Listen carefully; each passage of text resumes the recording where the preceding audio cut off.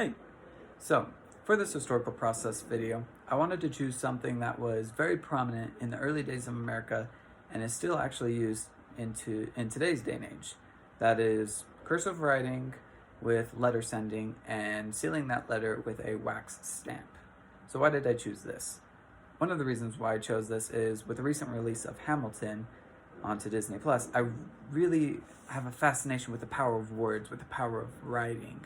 I mean, you had this man who was he was not upper class or even mid class at that point, but he was able to work his way up through his gift of writing. So throughout this process of showing you all these things, I will be talking about some of the history of writing and letter sending in America, how it was impactful to this nation, and also some interesting facts that are found from the Smithsonian's website and also from this book, The Lost Art of Handwriting by Brenna Jordan. So let us proceed with this demonstration.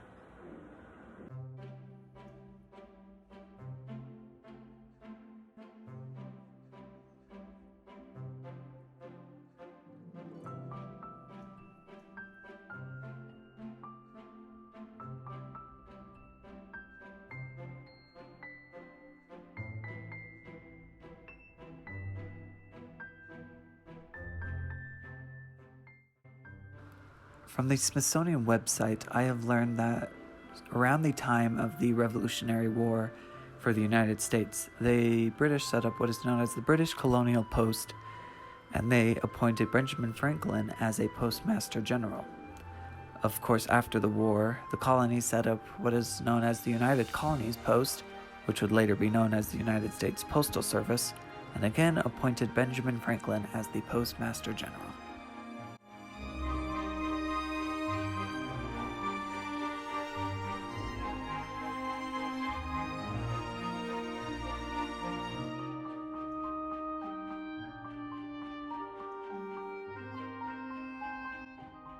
Of course, writing had a more prominent role to play in the early days of America, more than just sending letters. For example, John Dickinson's Letters from a Farmer in Pennsylvania, though he did not condone the fighting for independence, he did urge the colonists to act against the offensive and unjust steps of the British. This eventually led his letters into becoming a pamphlet and led him into becoming a member of the Continental Congress and an active participant in the Constitutional Convention.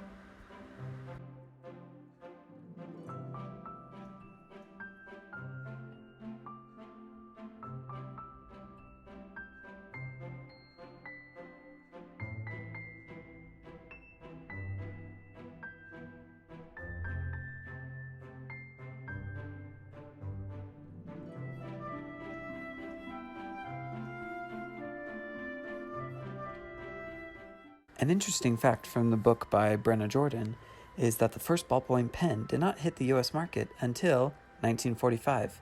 That means for over 100 years, men and women were using quill and ink for writing stuff down.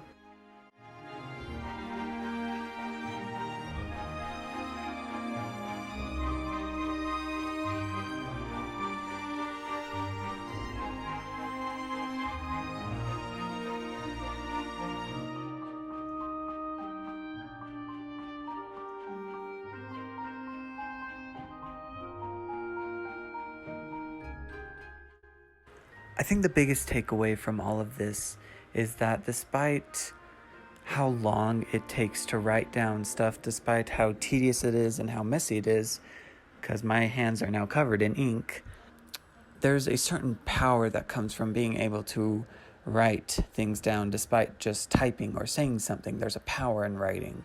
And I feel like this really connects you back, especially with those men who dedicated so much of their time and mental prowess in creating the Declaration of Independence, and more importantly, in my opinion, the Constitution of the United States of America.